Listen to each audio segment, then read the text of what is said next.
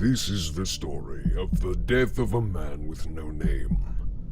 No, he is not alive, and no, he didn't have a name. Now, to say he no longer walks among the living would be a falsehood, for he is plenty active. Just not alive. He is far past dead, thrown into the depths of hell, yet still a wanderer of the surface. Let me begin from the beginning, as is customary of storytelling tradition. X was a man with no name. The alias of X was given to him because that is what was marked in ink when filling out his birth certificate. As quick as he was to enter the world, full of life and purpose, he left it. They had presumed him dead at birth, and dead he was. Yet, his eyes still blinked and his heart still beat.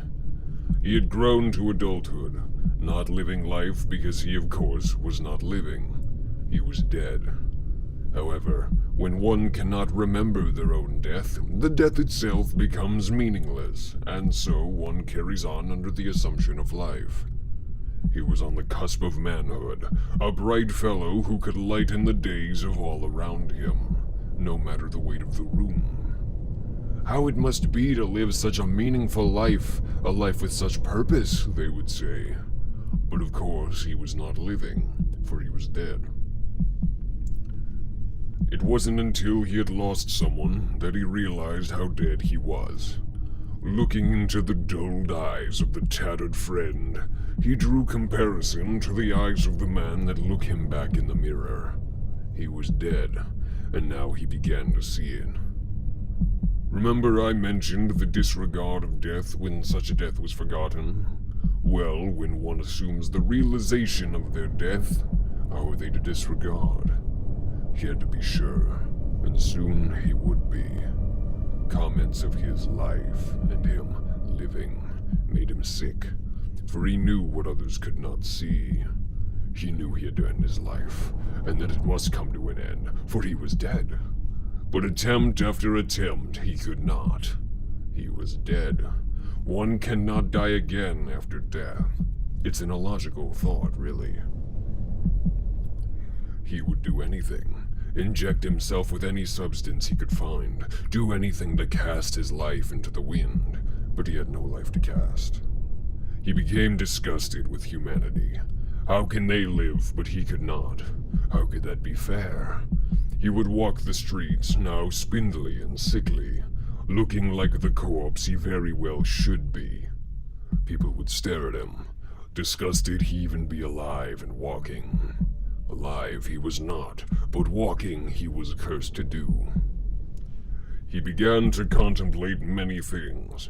He would hide away from the world he was disgusted with, in hopes it would die around him, but it would not die. It just wouldn't die. He was fed up with it. They don't deserve to live more than I do. Why can I not live? Why? He knew that he was the only one. The one chosen to cast judgment onto the world. The one to show the world how to die. The world around him would die until he began to live. One night, he happened down a dark alleyway, bumping into a fine young lady. She was apologetic, very courteous, until her eyes locked with his.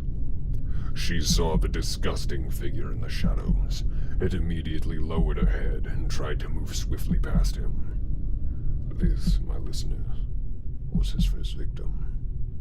Before she could even scream, he plunged his hand into her body, removing her heart in one clean movement. It beat for a few moments, but only a few moments, until it stopped. The woman's body dropped, but the figure stood over her, his yellowing teeth the only thing visible beneath the veil of his hood, his grin splitting his face into two. Those few beats were the most alive he had ever felt in his entire lack of life. He concealed the heart in the pocket of his hoodie and walked briskly away. The owner of the shop conjoined with the alley found the woman the next morning, her body cold and lifeless, the hole in her chest gushing blackened blood in a pool around her. This was his first victim. Many incidents just like this one are soon to follow. Bodies discovered in alleys, forests, homes, offices. He is a figure, shrouded in the shadows. He lurks in even the dimmest slivers of shade, unseen until it is too late.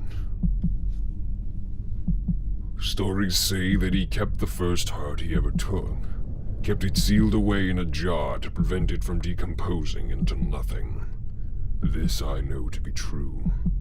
Stories say those feeling especially happy or lively, such as after an uplifting event or a lucky break, give off a scent that he craves, that he hunts for, as their hearts beat the longest amount of time before giving up hope and shutting down in his clutch. I also know this to be true. There are those who call him a beast, those who call him a murderer, those who call him a psychopath. Those who say he is God's judgment on those too prosperous, those who say he is the devil, or a punisher for those too complacent in the world. Many say he isn't human, but I know the truth. He's been dead for too long to remember what it's like to live. He is a plague that we have created and that we cannot destroy. One cannot kill something that is already dead. But I promised you the story of a death of the man with no name, and tell that I will. He will die when no more hearts beat, no more mouths smile, and nothing can keep him feeling alive. This is the story of the death of a man with no name. No, he is not alive, and no, he didn't have a name. Now, to say he no longer walks among the living would be a falsehood, for he is plenty active, just not alive. He is far past dead, thrown into the depths of hell, yet still a wanderer of the surface. Put your hand on your heart. Does your heart beat? Do you feel alive? Then he is still out there, and he won't rest until you are as dead as he is.